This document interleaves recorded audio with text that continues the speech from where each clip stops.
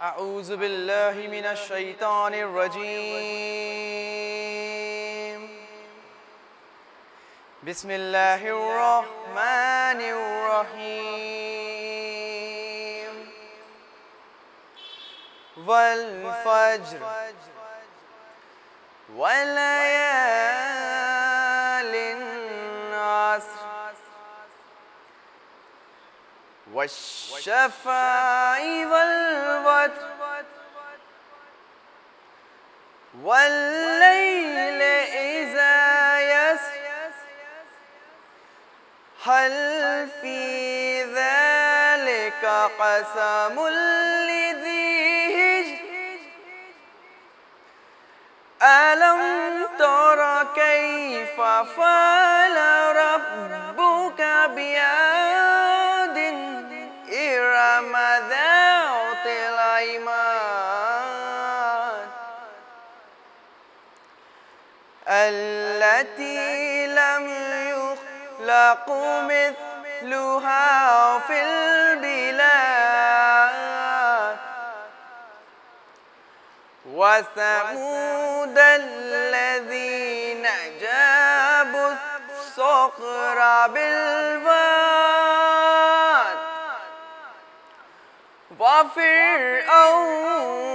وفرعون ذي الأوتاد الذين طغوا في البلاد فأكثروا فيها الفساد فصب عليهم ربك سوط عذاب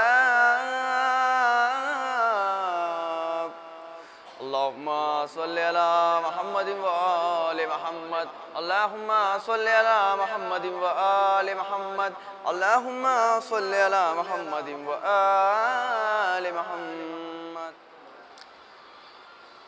رحم الله من قرأ الفاتحة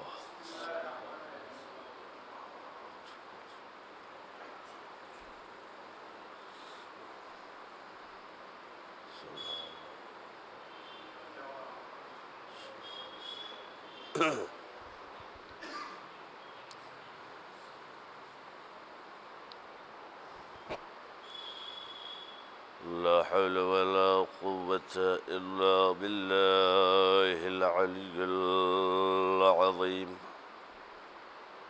أعوذ بالله من الشيطان الرجيم بسم الله الرحمن الرحيم الحمد لله رب العالمين الصلاة والسلام أما بعد فقد قال رسول الله صلى الله عليه وآله وسلم بسم الله الرحمن الرحيم الجنة تحت أقدام الأمهات صلوات پڑھے محمد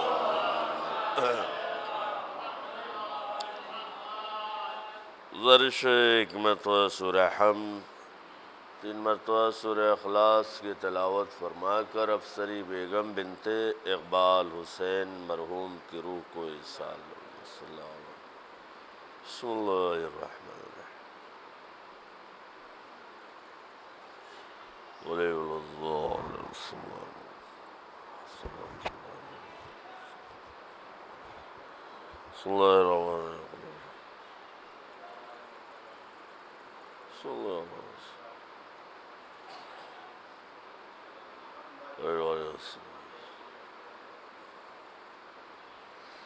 بسم اللہ الرحمن صلوات پڑھیں محمد وآل محمد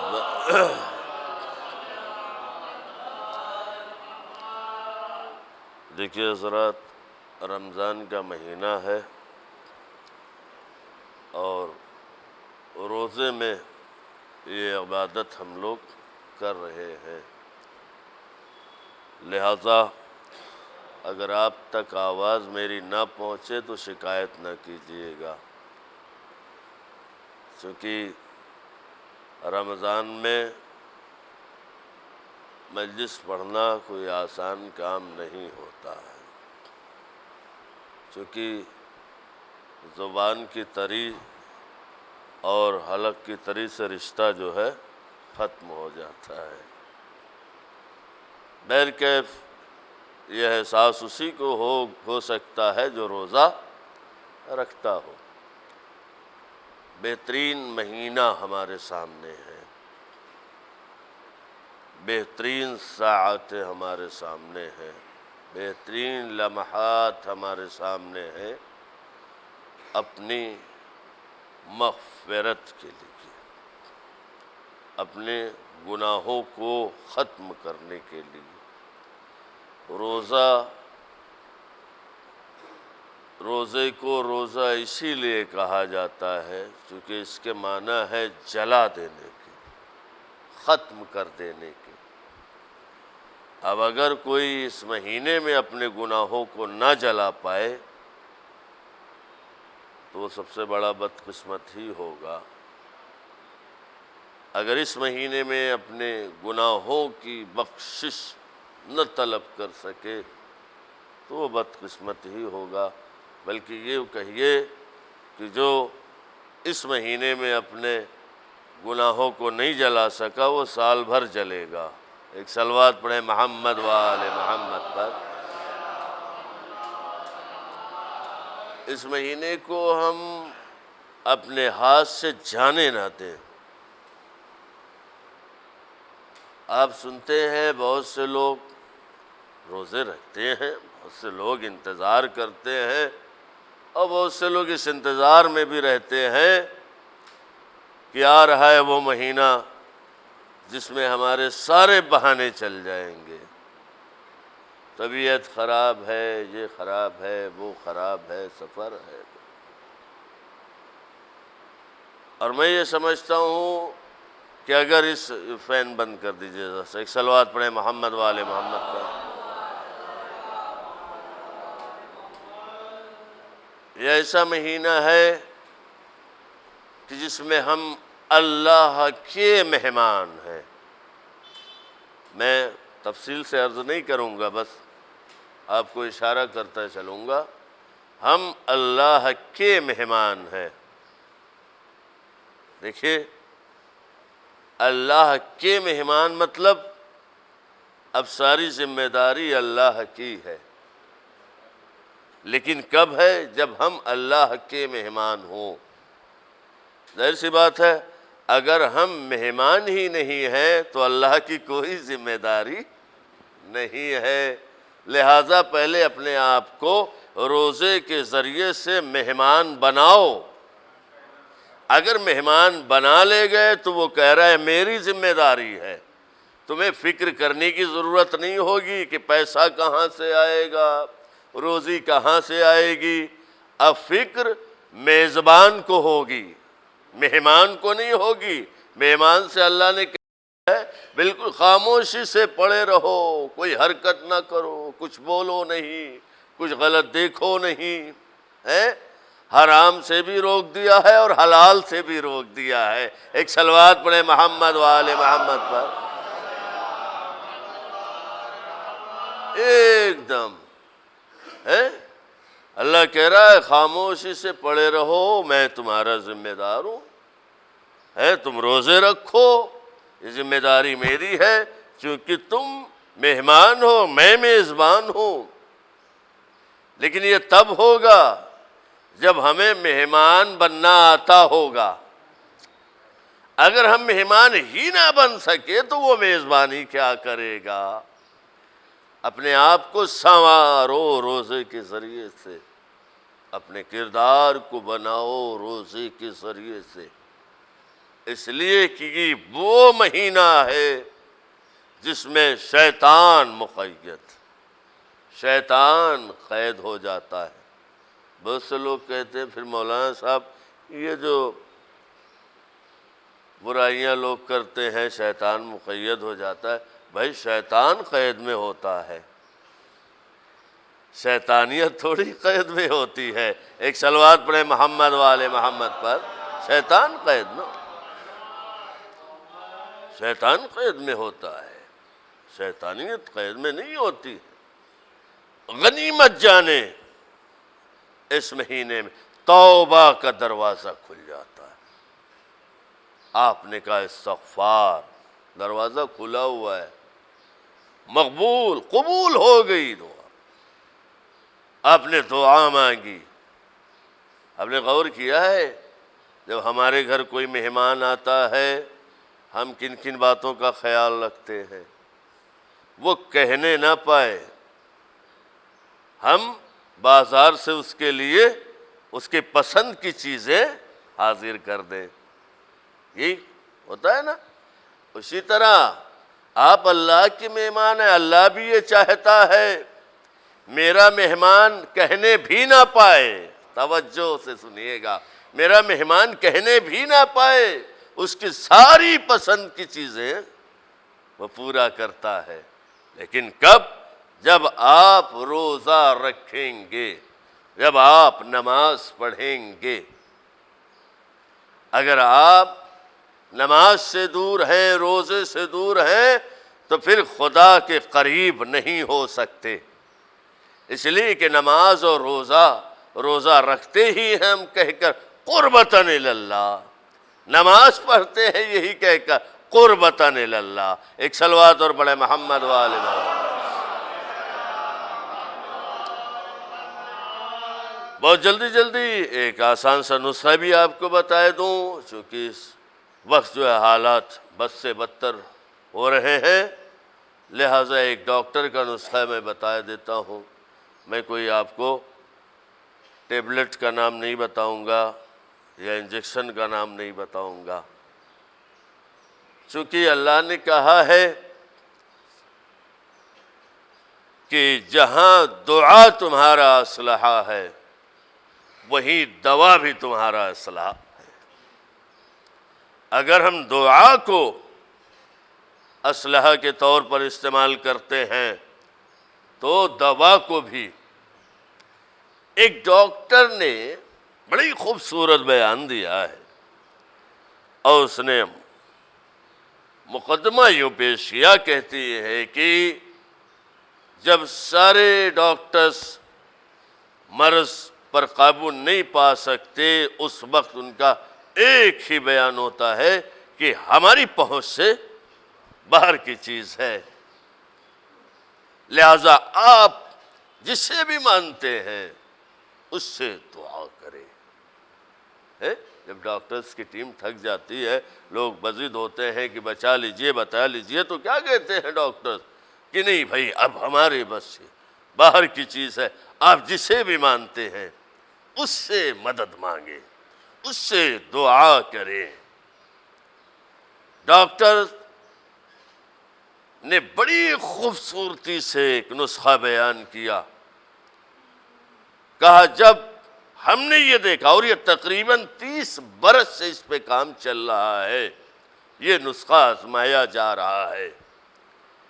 کہا جب ہم نے دیکھا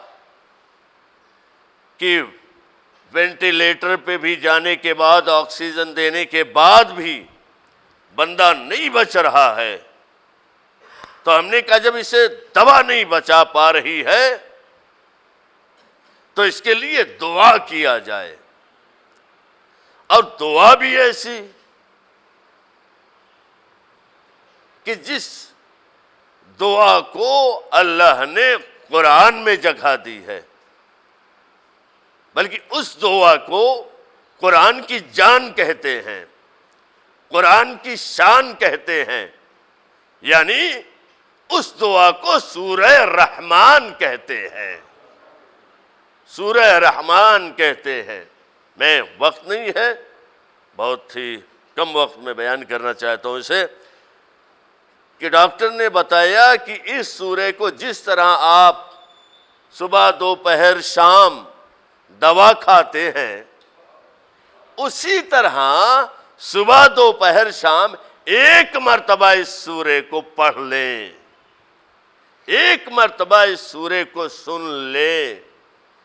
جس طرح 3 وقت دوا اس لیے کھائی جاتی ہے تاکہ اثر کرے، اسی طرح تینوں وقت جب یہ سورہ آپ سنیں گے پڑھیں گے بالکل اثر کرے گا۔ اس کا بیان یہاں تک بھی ہے کہ اگر جسے میں نے بتایا چاہے وہ مسلم تھا یا نہیں تھا، مسلم کو بھی شفا ملی ہے اور غیر مسلم کو بھی شفا ملی ہے۔ توجہ سے سنیے گا، مسلم کو بھی شفا ملی ہے، غیر مسلم کو بھی شفا ملی ہے اس سورے سے کہ میں نے بتایا، اور فقط ایک مرتبہ بہت سو نے سنا، ان کا پلٹ کے فون آتا ہے، اے کون سا نسخہ آپ نے بتا دیا، ہمارا مریض ابھی تو اتنا بے چین تھا لیکن جیسے ہی آپ کے نسخے پہ عمل کیا اسے چین مل گیا ہے۔ ایک صلوات پڑھیں محمد و آل محمد پر،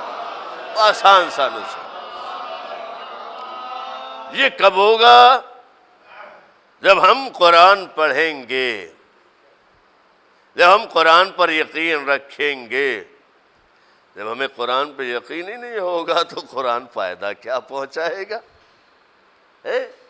قرآن کی تلاوت اس لیے بھی کرو کیونکہ قرآن شفا ہے مومن کے لیے، قرآن شفا ہے انسانوں کے لیے۔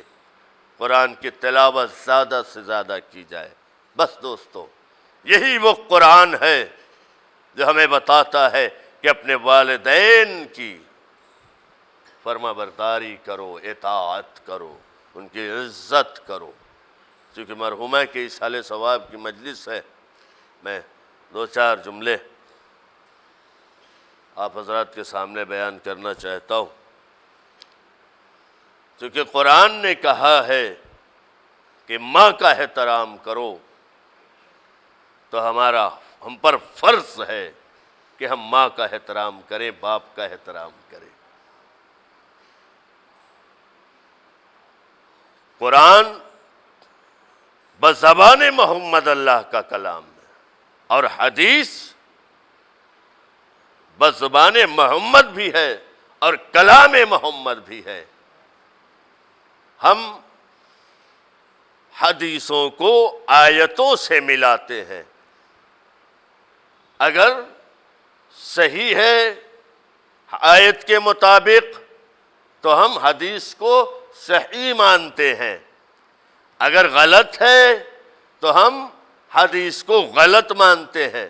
لیجئے ہمارا یہ انداز ہے کہ ہم حدیث کو اگر مانتے ہیں تو قرآن پر تول کر مانتے ہیں، حدیث کو بھی مانتے ہیں تو قرآن کو ترازو بنا کر اس پہ تول کر مانتے ہیں، وگرنہ ہم حدیث کو بھی نہیں مانتے۔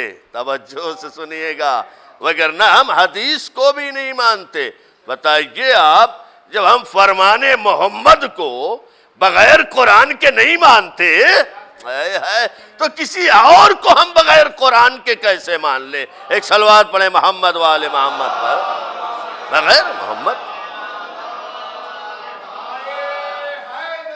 یا علی اللہم صل۔ تو قرآن نے بتایا کہ ماں کا احترام کرو، ہم نے کہا یہ حدیث درست ہے۔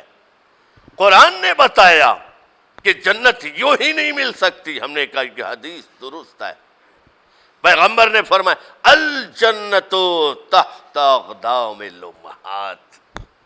ہم نے قرآن کو جب پڑھا تو ہم نے مانا کہ یہ پیغمبر کا فرمان صحیح ہے۔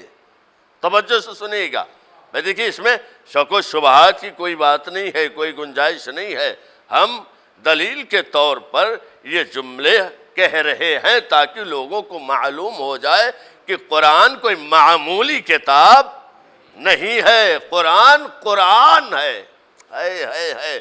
آپ کو میں بتاؤں، قرآن پر اعتراض کرنے والوں کے لیے فقط ایک ہی لفظ کافی ہے، پورے قرآن کی آیتیں نہیں، بس لفظ قرآن کافی ہے۔ توجہ سے سنیے گا، یہ قرآن قرآن ہے، توجہ سے سنیے گا، اور جو اس پر بہتان لگائے وہ شیطان ہے۔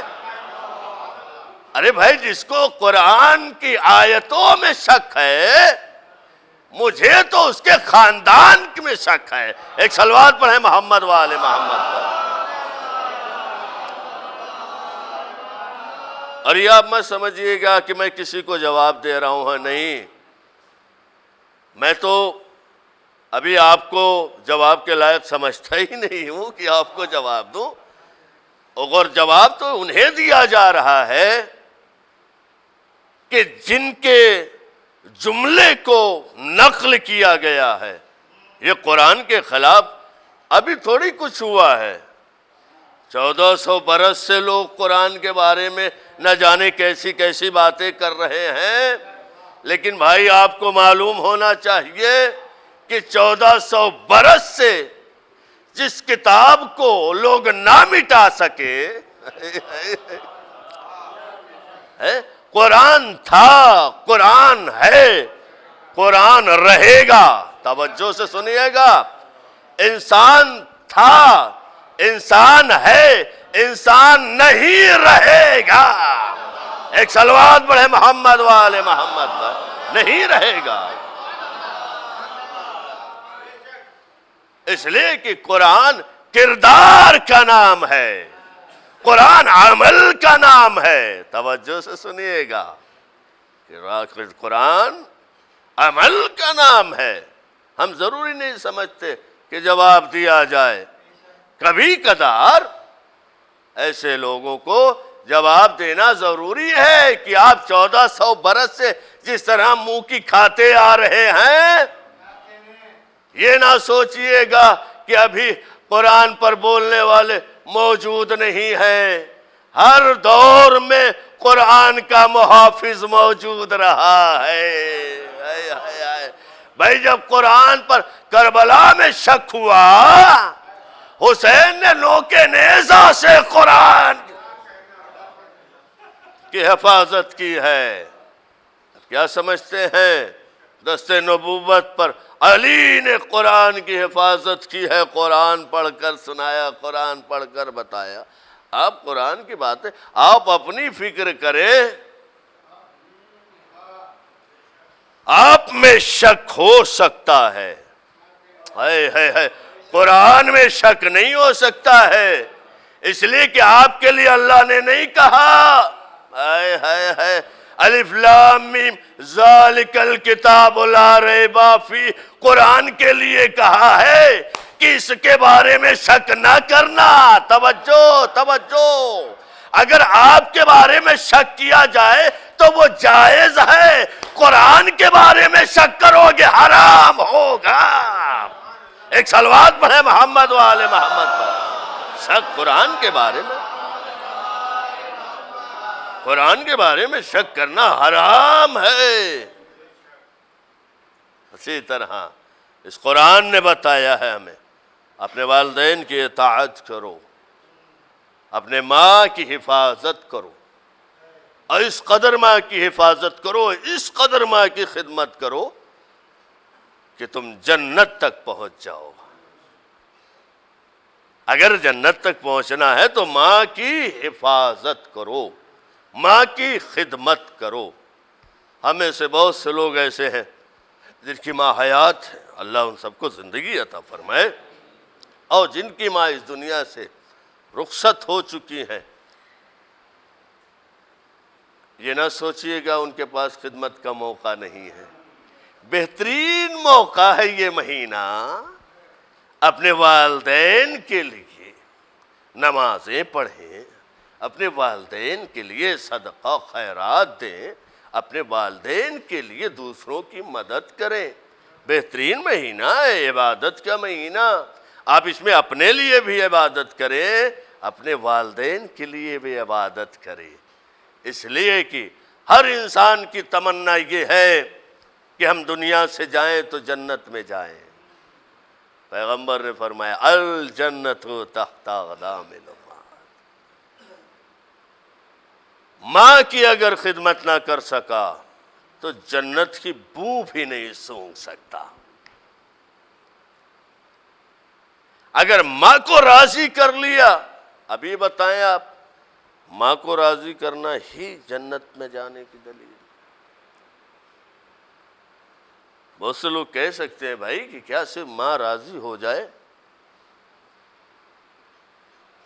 تو ہم جنت میں چلے جائیں گے؟ آپ کو معلوم ہے کتنا بڑا مرتبہ ہے ماں کا۔ ماں، لفظ ماں پر آپ غور کریں، کتنا میٹھا ہے، کتنا شیریں ہے ماں۔ اسی لیے تو بار بار کہنے کا دل کرتا ہے ماں۔ اور جتنی مرتبہ آپ کہتے ہیں ایسا لگتا ہے پورا دہن شیرینی سے پر ہو گیا ہے۔ اگر پر نہ ہوتا تو نہ سمجھ بچہ بھی بار بار نہ کہتا ماں۔ اتنا میٹھا لفظ ہے یہ ماں، بار بار جی کرتا ہے کہنے کا، اور جب ایک مرتبہ کہو پھر دل کرتا ہے دوسری مرتبہ کہو، پھر دوسری مرتبہ کہتے ہیں تو پھر دل کرتا ہے تیسری مرتبہ کہو۔ بار بار کہتے جاؤ دل ہی نہیں بھرتا ہے۔ ایک صلوات پڑھیں محمد وآل محمد۔ الجنت تحت اقدام الامہات، پیغمبر فرماتے ہیں اگر جنت میں جانا چاہتے ہو تو ماں کو راضی کرو۔ معلوم یہ ہوا اگر ماں راضی ہو گئی تو خدا راضی ہو جائے۔ ہے توجہ سے سنیے گا، جب ہم اپنی ماں کو ناراض کر کے، جملہ سنیے گا، فیصلہ آپ خود کر لیجئے گا، جب ہم اپنی ماں کو ناراض کر کے جنت نہیں جا سکتے، تو جنت کی تمنا کرنا وہ لوگ چھوڑ دیں۔ اگر ہماری ماں ناراض تو بھی ہم جنت میں نہیں جا سکتے، پھر اگر کسی سے حسنین کی ماں ناراض ہو جائے، ایک صلوات پڑھے محمد وآل محمد۔ حسنین کی ماں اشارہ، اللہم صلی علی محمد وآل۔ یا دلاؤں آپ کو، جناب موسیٰ نے اللہ سے پوچھا، میرے بزرگوں کو معلوم ہوگا، بچوں کے لیے واقعہ دہرا رہا ہوں، کیا پوچھا؟ دیکھیے میری گفتگو مسلسل ماں ہی پہ ہوگی، اس لیے کہ ماں کے اصالِ ثواب کی مجلس۔ جناب موسیٰ نے کہا اللہ یہ بتا جنت میں میرا پڑوسی کون ہوگا؟ جناب موسیٰ فرمایا اللہ جنت میں میرا پڑوسی کون ہوگا؟ کہا موسیٰ جنت میں تمہارا پڑوسی قصائی ہوگا، قصاب ہوگا۔ جناب موسیٰ نے کہا میں نبی؟ بھئی اگر آپ سے بھی یہ کہا جائے کہ آپ کے ساتھ فلاں جگہ پر آپ کو ٹھہرنا ہے، وہاں آپ کے ساتھ فلاں ہوگا، جس کے ساتھ آپ رہنا پسند نہ کریں، پھر آپ کو ضرور، اب جناب موسیٰ نبی اللہ کے نبی کا میرا پڑوسی، کل میں اس سے ملنا چاہتا ہوں۔ توجہ سے سنیے گا، یہ واقعہ ہم لوگ سنتے ہیں، میرا خیال لکھنؤ میں ہزارہا مرتبہ پڑھا جا چکا ہے یہ واقعہ، لیکن ہم لوگ غور نہیں کر پاتے ہیں۔ اگر غور کر لے قسم خدا کی، بس ایک ہی واقعہ کافی ہے۔ کوئی بھی بچہ اپنی ماں کو ذلیل نہیں کرے گا، ہر بچہ اپنی ماں کی خدمت کرے گا، عزت کرے گا، اپنے آپ کو سنوارنے کے لیے، بدلنے کے لیے ایک واقعہ ہی کافی ہے۔ لیکن اگر جو اپنے آپ کو بدلنا چاہے، توجہ، اگر اپنے آپ کو بدلنا چاہو تو ایک واقعہ کافی ہے قرآن کا، نہ بدلنا چاہو تو پورا قرآن نہیں بدل سکتا ہے۔ ایک صلوات پڑھیں محمد و آل محمد پر۔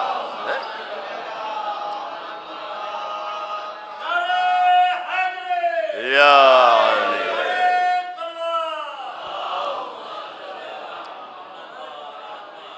جناب موسیٰ چلے اس شہر میں پہنچے جہاں اس قصاب کی دکان تھی۔ آئے، دیکھا کہ وہ گوشت بیچ رہا ہے۔ بھئی قصاب سے لوگوں کو کراہیت ہوتی ہے، یہ عمل ہے ہی مکروہ، لیکن کبھی کبھی یہ عمل واجب بھی ہو جاتا ہے، یہ فقہی مسائل ہے۔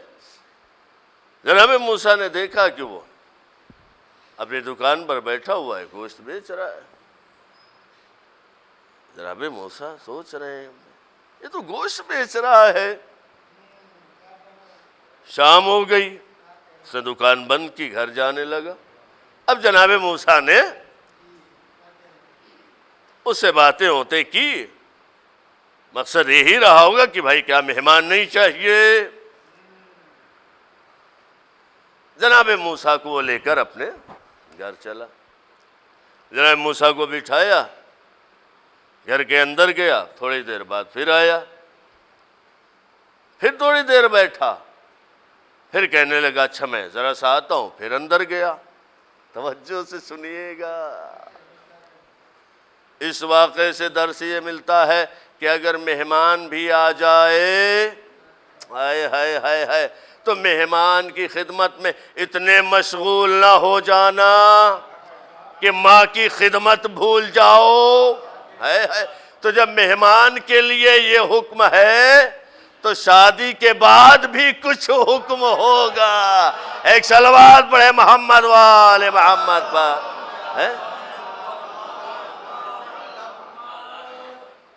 جناب موسیٰ نے دیکھا کہ وہ اندر باہر آ رہا ہے، جا رہا ہے۔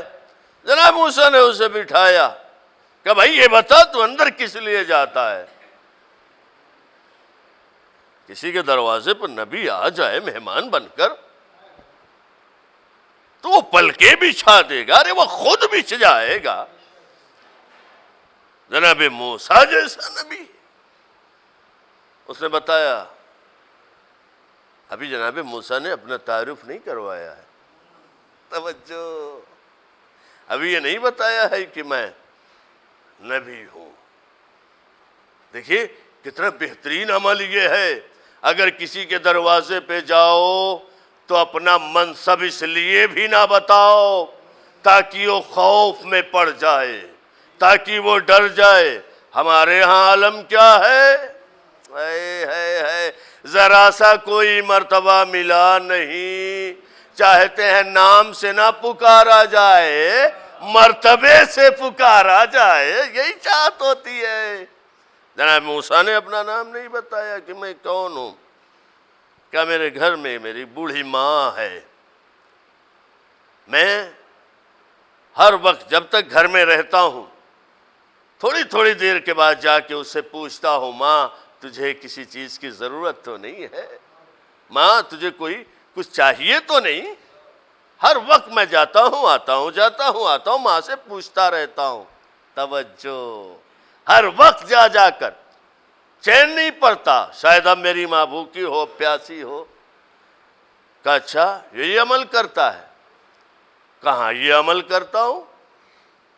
کہ یہ بتا جب تو عمل کرتا ہے تو تیری ماں کچھ کہتی ہے، کچھ اجر دیتی ہے؟ کہ وہ بوڑھی ہو گئی ہے، مجھے سمجھ میں نہیں آتا جب میں اسے، بہت لوگ سمجھتے ہیں نا کہ 60 کے بعد عقل جاتی رہتی ہے۔ نہیں نہیں نہیں، یہ غلط تجربہ ہے کہ 60 کے بعد عقل جاتی رہتی ہے۔ معصومین نے فرمایا ہے کہ 60 کے بعد دوسرا علم حاصل کرو، ہائے ہائے ہائے ہائے، تاکہ جو جانے لگے وہ پھر سے آنے لگے۔ توجہ سے سنیے گا، اگر یہ 60 کا آپ کہیں کہ سب پر غالب ہوتا ہے، سب 60 کے ہو جاتے ہیں تو 60 آ جاتے ہیں، ایسا کچھ نہیں ہے۔ حافظہ درست رہتا ہے؟ اس کا جواب اسی دنیا میں آپ کو دیتا ہوں، بس ایک نام لوں گا، آغا سیستانی۔ ہائے ہائے ہائے ہائے ہائے ہائے، آپ 60 کی بات چھوڑیے، انہیں نے بتایا کہ یہ تمہارا تجربہ غلط ہے۔ جیسا حافظہ ہمارا 10 کی عمر میں تھا، ویسا ہی حافظہ ہمارا 80 میں ہے، ویسے ہی حافظہ ہمارا 90 میں ہے۔ توجہ سے سنیے گا، اگر 60 کے بعد ہمارے ذہن پر اثر پڑتا تو پوری دنیا کا سب سے بڑا انسان جسے پوپ کہتے ہیں وہ ہم سے ملنے نہ آتا۔ ایک صلوات پڑھیں محمد وآل محمد پر۔ یا علی،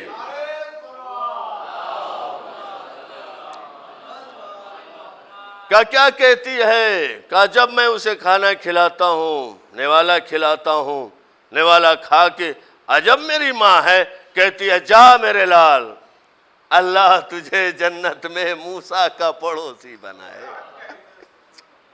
دعا ہے، ماں کی دعا ہے۔ یقین مانیے کہ اگر ماں دل سے دعا کر دے، دل سے دعا، تو میرا یقین اس بات پر ہے کہ موسیٰ کا پڑوسی نہیں، ہائے ہائے ہائے ہائے، اسے فخر موسیٰ کا پڑوسی بنا دیا جائے گا۔ ایک صلوات پڑھے محمد وآل محمد پر۔ فخر کا کیا کہتی ہے؟ کہتی ہے کہ اللہ تجھے جنت میں موسیٰ کا پڑوس بنے، موسیٰ کا پڑوسی بنائے۔ اب جناب موسیٰ کہاں یہی کہتی، کہاں یہی کہتی؟ جناب موسیٰ نے کہا تجھے مبارک ہو، تجھے مبارک ہو موسیٰ کا پڑوس۔ دیکھیے، اگر ماں دل سے دعا کر دے تو اس کی تصدیق نبی کرتا ہے یا امام کرتا ہے؟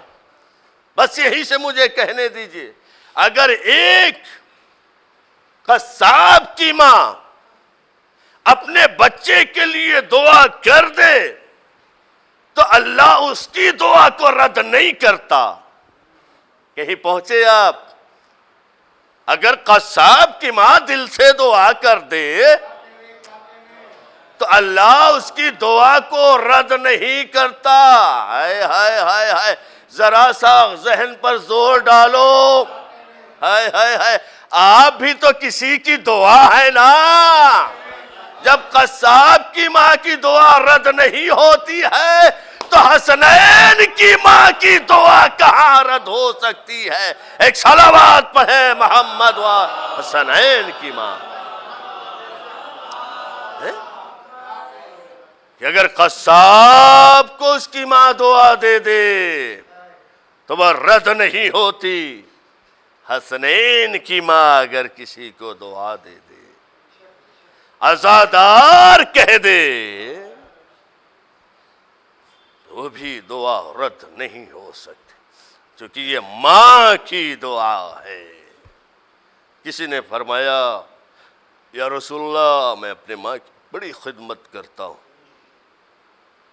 بڑی خدمت کرتا ہوں۔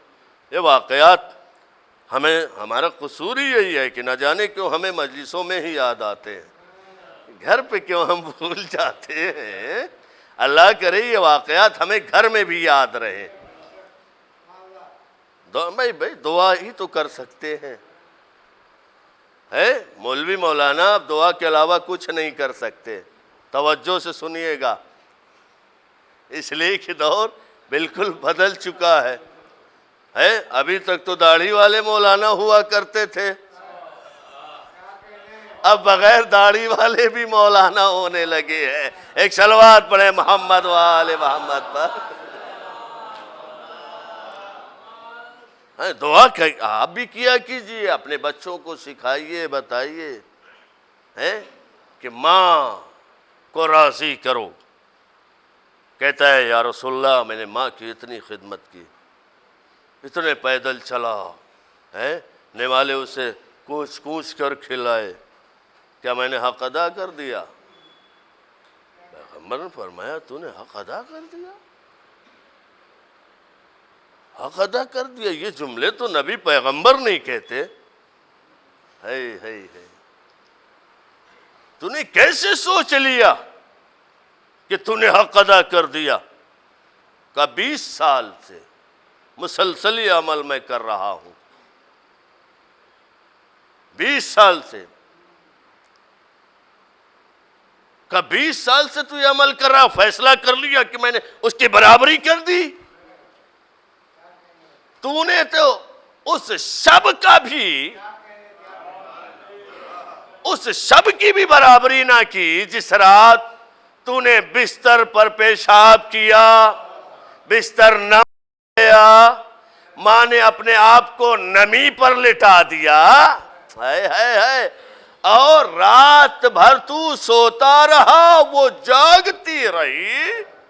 تو نے تو ابھی تو اس کی بھی برابری نہیں کی ہے. اور اگر تو کہتا ہے، ایک جواب اور دیا پیغمبر نے، کہا خدمت تو بھی کر رہا ہے، خدمت اس نے بھی کی، لیکن میں تجھے بتا دوں کہ نیت میں فرق ہے. وہ جب تیری خدمت کر رہی تھی، ہائے زندگی دینے کے لیے، زندگی بڑھانے کے لیے، اور جب تو اس کی خدمت کر رہا ہے، انتظار کر رہا ہے، نیت میں فرق ہے. وہ جب پالتی ہے تو ہر وقت دعا کرتی ہے، اللہ اس کی زندگی بڑھا، اللہ اسے زندگی دے. اور جب تو اس کی خدمت کرتا ہے تو اندازہ کرتا ہے انگلیوں پر، سال 2 سال 3 سال 4 سال. توجہ سے سنیے گا دوست، تمام وہ عظیم ہستی ہے جس کے لیے پیغمبر نے فرمایا اس کی خدمت کرو اور جنت لے لو. اتنا یاد رکھیے گا، ہم ماتمدار ہیں، ہم عزادار ہیں، ہم عبادت گزار ہیں، سب کچھ ہم ہیں، لیکن اگر ہم نے ماں کو راضی کرنے میں کوئی کوتاہی کی، یہ نماز، یہ روزے، یہ زکوٰۃ، یہ حج، یہ خمس، یہ جہاد ہے، کچھ کام نہیں آئے گا اگر ماں کو راضی نہ کر سکے. اگر ماں کو راضی کر لیا تو سب راضی ہو جائیں گے. اب ہم خود اپنا جائزہ لے سکتے ہیں، کس نے اپنی ماں کو راضی کیا. مجلسوں میں بیٹھ کر، مسجدوں میں بیٹھ کر حسنین کی ماں کو راضی کرنے والوں، پہلے اپنے آپ کو اپنے گھر میں دیکھو کہ ہم نے اپنی ماں کو راضی کر لیا یا نہیں کر لیا. تو اب میں آپ کو جملہ ہی یہ دیتا ہوں، فیصلہ دیے دیتا ہوں، جس نے اپنی ماں کو راضی کر لیا اس نے حسنین کی ماں کو راضی کر لیا. توجہ سے سنیے گا، مطلب کیا ہوا، اس کا نتیجہ کیا نکلا؟ جس سے اس کی ماں راضی، اسی سے حسنین کی ماں راضی. ہائے اب اسی کو پلٹ دیجئے. اگر ہماری ماں ناراض تو حسنین کی ماں ناراض. اب پھر نتیجہ دے رہا ہوں، جسے اپنی ماں کو راضی کرنا نہیں آیا وہ حسنین کی ماں کو کیسے راضی کرے گا؟ ایک صلوات پڑھے محمد وآل ماں. حسنین کی ماں کو. بس گفتگو تمام ہو گئی، وقت ختم ہو چکا دوستو. چونکہ میں تو سوچ رہا تھا زیادہ سے زیادہ 15-20 منٹ پڑھ لوں گا، لیکن ماں کے صدقے میں اس معبود حقیقی نے، دیکھیے میں نے ابھی کہا، ماں ابتدا ماں کی جس لفظ سے ہے، معبود کی ابتدا، لفظ معبود کی ابتدا، معبود ماں. توجہ سے سنیے گا، معبود، ماں، ماں کے معنی حیات دینے والی، ماں کے معنی زندگی دینے والی، ماں کے معنی غموں کو اپنے اوپر لے لینے والی، اور یہ ماں ہی تو ہے۔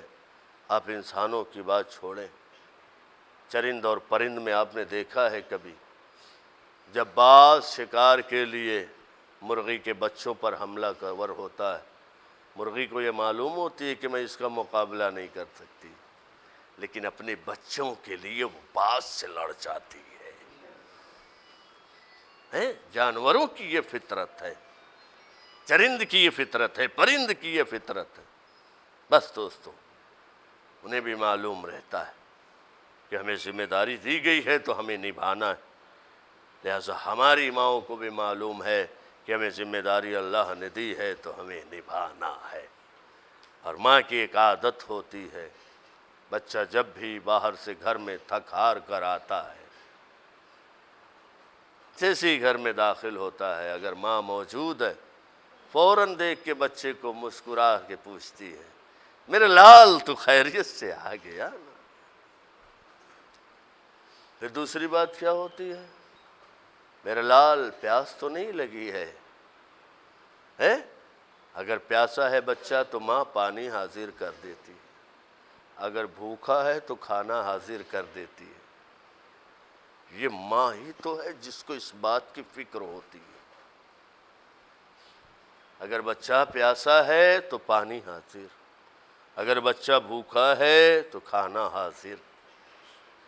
یہ ماں ہے، یہ ماں کی ممتا ہے جو بچے کے آنے سے پہلے محسوس کر لیتی ہے کہ میرا بچہ آ رہا ہے تو وہ پیاسا ہوگا، میرا بچہ آ رہا ہے تو وہ بھوکا ہوگا۔ اب ذرا سا وصیت سیدہ سنیے، اے اسماء، جب میرے بچے باہر سے گھر میں آئے، انہیں کھانا کھلا دینا۔ ماں مر کر بھی نہیں چاہتی کہ میرے بچے پیاسے رہے، بھوکے رہے، مر کر بھی نہیں چاہتی۔ بس ارباب اعزاز، آپ نے محسوس کیا ہوگا گھر میں جب بھی بچہ داخل ہوتا ہے، ماں باہیں پھیلا کر اپنے بچے کو خوش آمدید کہتی ہے، کلیجے سے جب لگا لیتی ہے، لگتا ہے ہر غم دور ہو گیا۔ معلوم یہ ہوا کہ ماں کی آغوش میں جب ہم جاتے ہیں، ماں کلیجے سے لگاتی ہے، یہ دنیا پرائی لگنے لگتی ہے، لگتا ہے یہی دنیا ہے، لگتا ہے یہی دنیا ہے، کلیجے سے جب بچے کو لگا دیتی۔ آپ نے محسوس کیا ہوگا ماں کی ممتا کو۔ گھر کے آنگن میں اگر کوئی بچہ کھیلتا ہے یا دوڑتا ہے، ماں کچھ بھی کر رہی ہوتی ہے مگر نگاہ اپنے بچے پر رکھتی ہے۔ کیوں؟ بار بار کام بھی کرتی جاتی ہے، سوچتی جاتی ہے کہیں بچہ گر نہ جائے، اسے چوٹ نہ لگے، کام بھی کرتی رہتی ہے۔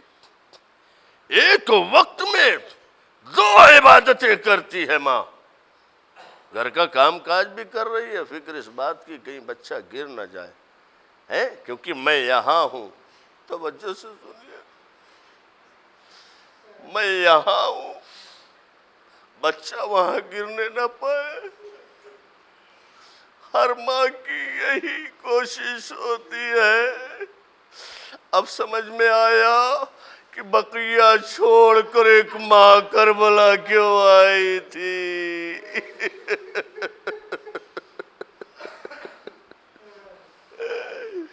کہیں ایسا نہ ہو ماں مدینے میں رہے اور حسین کربلا میں گر جائے، زمین پر آ جائے۔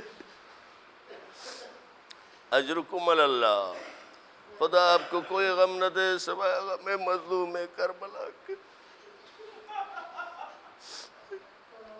آپ محسوس کریں اس جملے کو،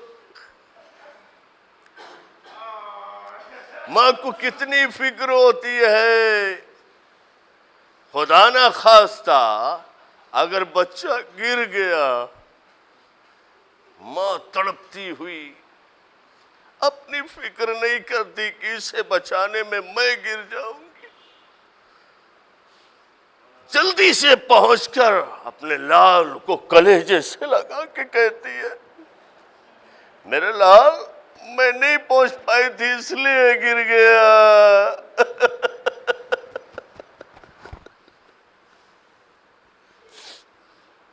یہ ہوتا ہے نا۔ اور فوراً بچے کو اٹھا کر، بچہ چاہے بولنا جانتا ہو یا نہ بولنا جانتا ہو، فوراً پوچھنے لگتی ہے۔ دیکھیے معصوم کی زبان کی ترجمان کو ماں کہتے ہیں۔ ابھی بچہ جس کی زبان کوئی نہیں سمجھتا، اس کی زبان کو جو سمجھے اسے ماں کہتے ہیں۔ توتلی زبان میں بچہ نہ جانے کیا بولتا ہے، کوئی نہیں سمجھتا، مگر ماں اس کا ترجمہ کر لیتی ہے۔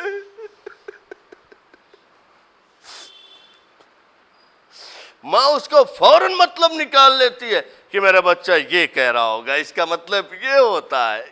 ایسا ہوتا ہے نا، آپ محسوس کرتے ہیں گھروں میں، میں کہتی نہیں اب یہ کہہ رہا ہے، اب اس کا مطلب یہ ہے، اس کا مطلب یہ ہے۔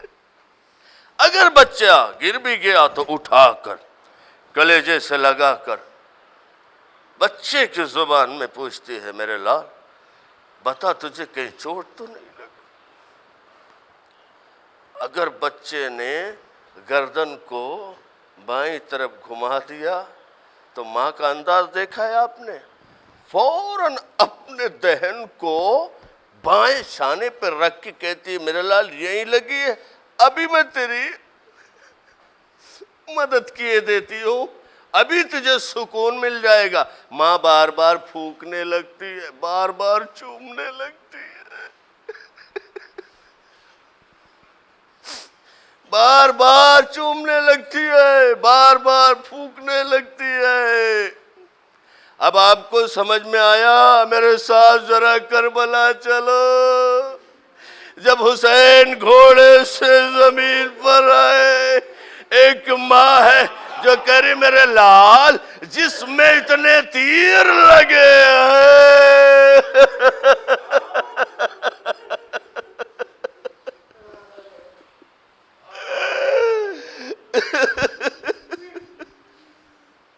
اجرکم علی اللہ۔ بس آخری جملہ ارباب عزت احمد تمام، چونکہ ماں کے اصالِ ثواب کی مجلس ہے، میں نے مامتا دکھائی ہے۔ حسنین گھر کے اندر داخل ہوتے ہیں، اسماء کہتی ہے میرے شہزادی نے کہا ہے بچوں کو کھانا پینا کھلا دینا۔ جواب کیا دیا حسنین؟ اور یہ ہر بچہ جواب یہی دیتا ہے کہ بچوں کی خواہش ہوتی ہے کہ جب میں کھانا کھاؤں تو ماں کے ہاتھ سے، پانی پیو تو ماں، پہلی پسند اس کی ماں ہوتی ہے۔ یہ ہوتا ہے نا۔ جیسے ہی جواب ملا، اسماء نے اشارہ کیا، حسنین حجرے میں تشریف لے گئے، دیکھا ماں اس دنیا میں نہیں۔ دوڑتے ہوئے مسجد میں آئے، بابا اماں اس دنیا میں نہیں ہے۔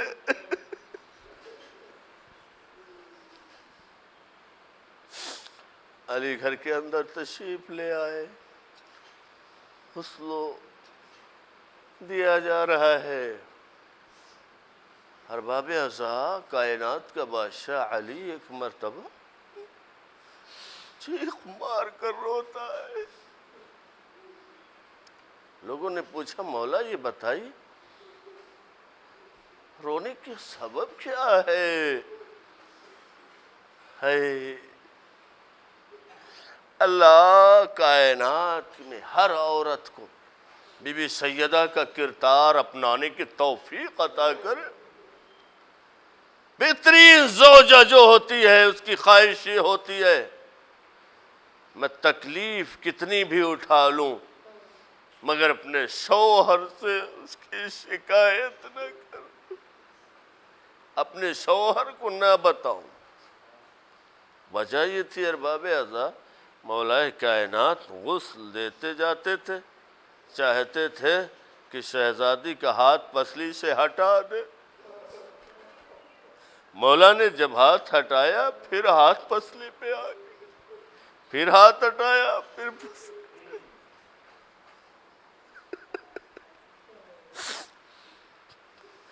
علی یہ کہہ کے رو رہے تھے کہ فاطمہ نے اپنا زخم مجھ سے چھپایا، فاطمہ نے مجھ سے نہیں بتایا کہ علی میری پسلیاں ٹوٹ گئی ہے۔ ٹوٹی ہوئی پسلیوں سے مصلی عبادت پر بھی جایا کرتی تھی، بچوں کے لیے کھانا بھی تیار کیا کرتی تھی۔ ہاں ارباب اعضاء مصائب میں روتے ہوئے ضرور دعا کریے گا کہ یہ بیماری جو کرونا ہے دنیا سے ختم ہو جائے، یہ دعا ضرور کریے گا، مصائب میں خاص طور سے دعا کریے۔ بس ارباب اعضاء مولا کائنات نے کہا میرے لال حسن ماں کا آخری دیدار کر لو۔ بی بی زینب آگے بڑھی، ماں کا آخری دیدار کیا، مولا حسن نے آخری دیدار کیا، اماں کو خدا حافظ کیا۔ بس آخری جملہ، ایک بیٹا ہے جو ماں کے قریب نہیں آیا۔ مولا نے کہا میرے لال حسین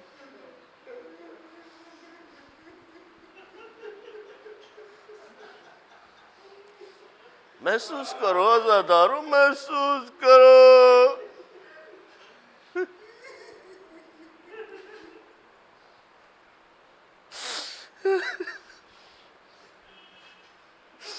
جن کی ماں اس دنیا میں نہیں ہے میں دعا کروں گا پروردگارا ان کا کنیز سیدہ میں شمار کر کے انہیں جوار معصومین میں جگہ عنایت کر دے۔ میرے لال حسین ماں کا آخری دیدار کر لو۔ حسین نے میں نہیں جاتا، ماں کی ممتا پر جب یقین ہوتا ہے تو بچہ ایسے ہی گفتگو کرتا ہے، کیونکہ اسے یقین ہوتا ہے کہ میں تھوڑی جاؤں گا، میں تھوڑی جاؤں گا، ممتا پر اتنا یقین ہوتا ہے میں تھوڑی جاؤں گا، اماں مجھے بلائے گی۔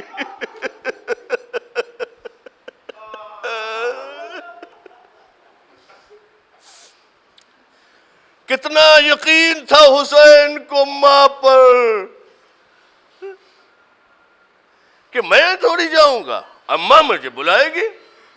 ممتا پر یہ یقین ہوتا ہے، ہر بچہ اس کے دل میں یہی خواہش ہوتی ہے میں تھوڑی جاؤں گا، اماں بلائے گی، اماں بلائے گی۔ حسین بھی یہی تو کہہ رہے تھے نا، میں نہیں جاؤں گا، اماں بلائے گی۔ کوئی آواز نہیں ہے، پائتیاں نہیں کھڑے ہو گئے، اماں حسین آیا ہے، کوئی جواب نہیں ہے۔ یہ تاریخ کے جملے ہیں، علماء و ذاکرین پڑھتے رہتے ہیں، میں جسے نقل کر رہا ہوں۔ اماں حسین آئے، کوئی جواب نہیں ہے۔ اماں جسے چکیاں پیس پیس تو نے پالا ہے وہ حسین، کوئی جواب نہیں ہے۔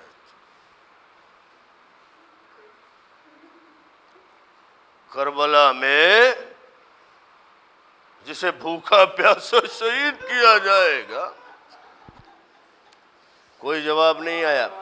اچھا آپ نے دیکھا ہے کہ جب ماں اپنی جگہ نہیں چھوڑتی ہے، بچہ ہر اسلحے کو اپنے استعمال کرتا ہے، ہر حربے کو استعمال کرتا ہے، اور یہاں تک کہ اپنی ماں کو اپنے سے قریب کر لیتا ہے، ہر حربہ استعمال کرتا ہے۔ حسین نے کہا اماں حسین آیا ہے، جواب نہیں آیا۔ اماں پیاسا آیا ہے، جواب نہیں آیا۔ اماں بھوکا ہے، کوئی جواب نہیں آیا۔ اب دیکھیے حسین نے بتایا کس طرح ماں کو راضی کرو ہے۔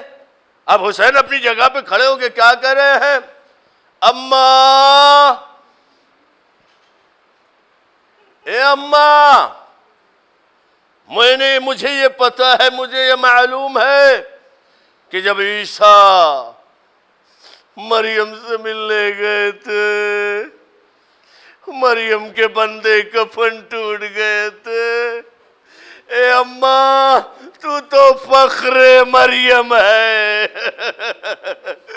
اتنا سننا تھا، دونوں ہاتھ بلند ہوئے، آ میرے لال حسین، آ میرے لال حسین۔ حسین ماں کے کلیجے سے لگ گئے، آواز آئی علی حسین کو ماں سے جدا کر ورنہ قیامت آ جائے گی۔ بس ارباب عزا حسین ماں سے جدا ہوتے ہوتے یہ کہنے لگے، اے اماں آج تو نے بلایا میں چلا آیا۔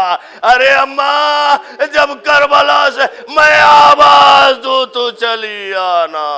یہی وجہ تھی فاطمہ کربلا کے میدان وسيعلم الذين ظلموا أي منقلب ينقلبون إنا لله وإنا إليه راجعون اذن بقضائه وتسلیما لأمر۔ پروردگارا ہماری اس قلیل سے عبادت کو قبول کر، حق محمد و آل محمد، جو بیمار ہونے شفائے کاملہ عطا، جو پریشان حال ہے ان کی پریشانیوں کو دور کر دے۔ پروردگارا بحق محمد و آل محمد، جہاں جہاں بھی حسین کے ماتمدار عزادار، ان کی جان و مال عزت آبرو کی حفاظت، پروردگارا خود اس کرونا بیماری کو اس دنیا سے ختم کر دے۔ پروردگارا بلا فرق مذہب و ملت، چاہے ہندو ہو، مسلمان ہو، سکھ ہو، عیسائی ہو، کرسچن ہو، کسی بھی ملت، پروردگارا ہم رحمت للعالمین کے چاہنے والے ہیں، لہٰذا ہم عالمین کے لیے دعا کرتے ہیں۔ پروردگارا ساری دنیا کو محفوظ کر دے۔ پروردگارا بحق محمد و آل محمد، مرحومہ کے درجات عالی کر دے، ان کے گناہ کبیرہ و صغیرہ کو معاف فرما، ان کے متعلقین ان کے بچوں کو صبر عطا فرما۔ پروردگارا بحق محمد و آل محمد، دعاؤں میں دعائے خاصی ہمارے آخری امام زمانہ کے ظہور میں تعجیل، ہم سب کو ان کے اعوان و انصار میں شمار کرو۔ ربنا تقبل منا انک انت السمیع العلیم۔ گزارش ہے ایک مرتبہ سورہ حمد 3 مرتبہ سورہ اخلاص کی تلاوت فرما کر مرحومہ افسری بیگم بنت اقبال حسین مرحوم کی روح کو